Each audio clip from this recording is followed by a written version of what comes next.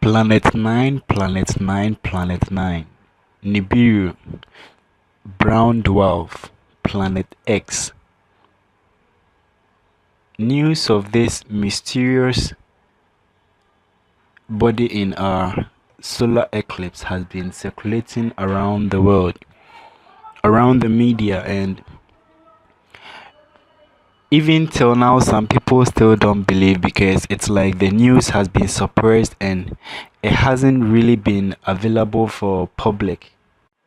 And not long ago, NASA announced publicly hoping for neighbors or people to help them find the ninth planet.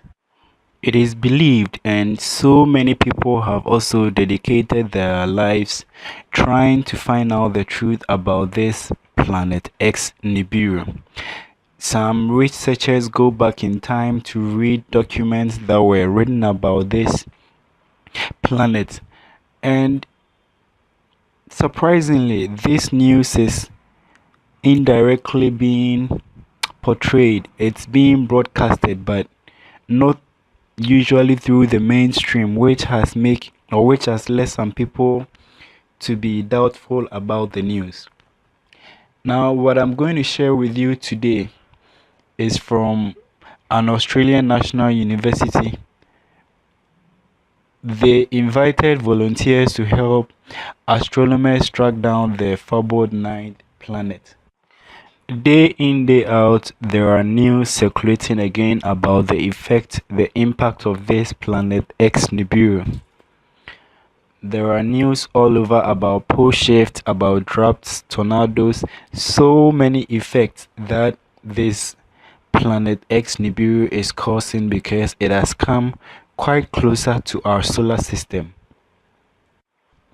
So again, just as NASA made this announcement, and it has not been only NASA, like I said, this Australian university also gave chance to astronomers and neighbors that could give a handful of search of the Planet X NIBIRU.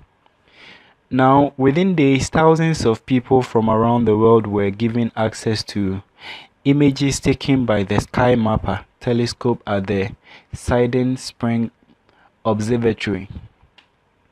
Now, what they had to do was examine and analyze over 4 million space objects, and 4 possible candidates for Planet 9 emerged.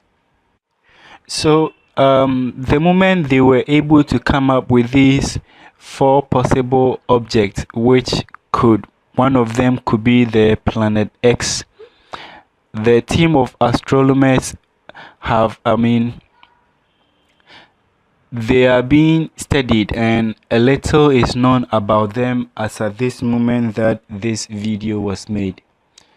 The team of astronomers will now have to confirm whether any of the objects are in fact Planet 9 or not. Now, there was an interview which was held with Dr. Brad Tucker on Radio Sputnik. The research fellow at the Research School of Astronomy and Astrophysics, Mount Stromlo Observatory at the Australian National University, who explained the significance of this research. Now, there are so many evidence that are circulating about this Planet X, and again, considering how Neptune was discovered, it was following a strange orbit slightly off Uranus, and that is how come Neptune was discovered. And it's more like this same way is being used to discover the Planet X NIBIRU. So now we will listen to Dr. Tucker talking about why Planet X has been discovered, or why he thinks Planet 9 exists. Planet 9 is a way to solve the dwarf planet, so Pluto and the objects like Pluto, on the edge of our solar system, in that in order to explain their strange orbits, a large, massive object on the outside through gravity would explain this. So that's why we think Planet 9 exists. So essentially, we're trying to prove a negative here by looking at the way that other things are orbiting. We're trying to say, hey, look, it's not an elliptical orbit, and that's what could explain this?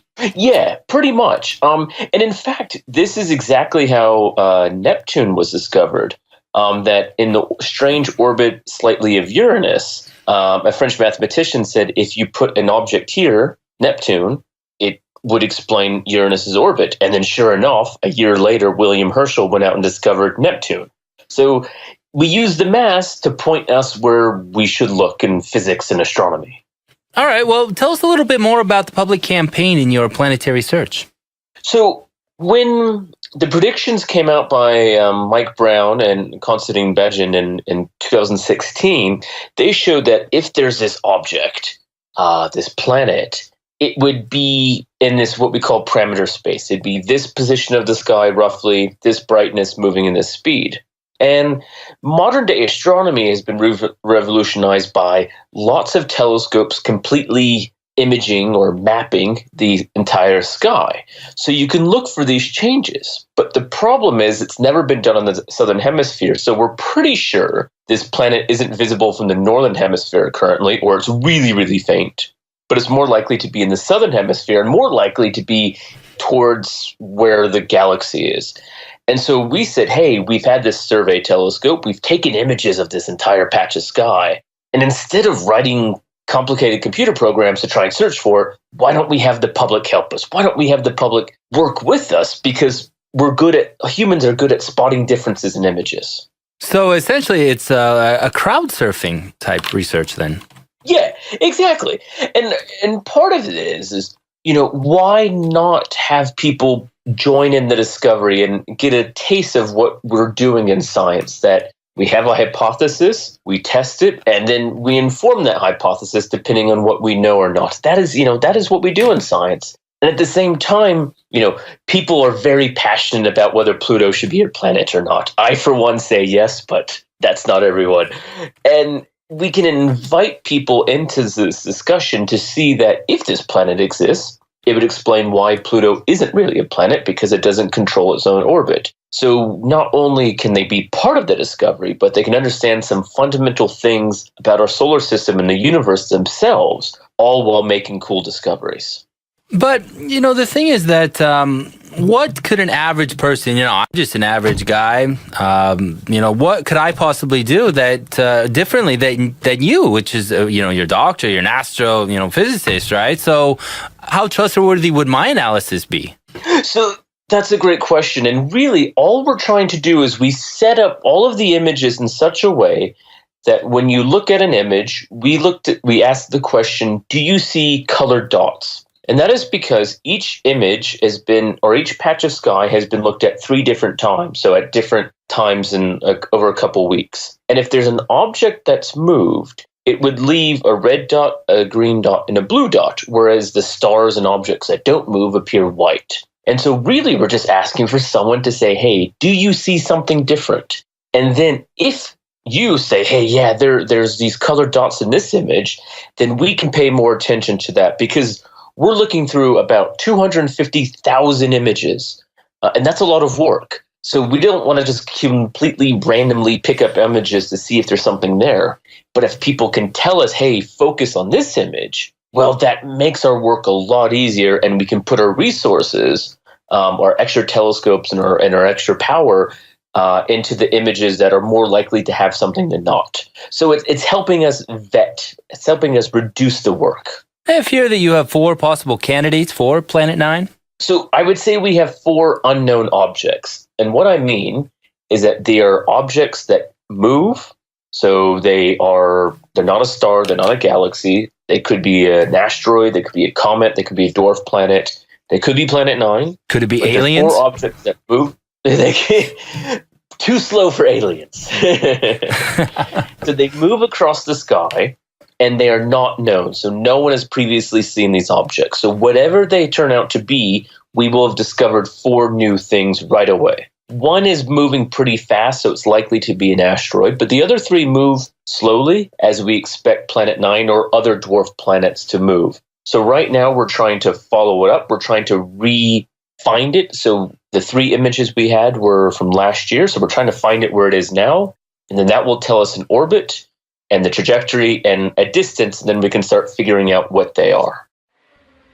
All right, so people out there, now that you have heard the news, it is going over and on and on and on. And even some people start to mock that Planet X is only on YouTube. But I assure you, if you follow closely and if you keep watching and if you keep investigating yourself, then you are going to know that it is truly there. It has already been discovered, but just that the information has been covered up and it's trying to turn people's mind, making us believe there is a mystery planet out there. But hey, this is true. You just need to open up your eyes and believe what we are telling you. If there is any preparation you need to make, you need to get started. And for those of you who haven't given your life to Jesus Christ, this is the time, because Planet X, Planet 9, evidence and everything proves that it is the end and the doom of humanity. So you better change your ways before you be left out, before you be doomed. Planet X Nibiru is real. So this is what we have for you today, and please don't forget to subscribe and hit the like. You should try and share videos like this so that people out there who do not know can also find out and they can also hear the news. I have included their source link in the description so that you will know that this was not something made up, but there is a true reference for that which I didn't write. Thanks for watching, and you all have a lovely day.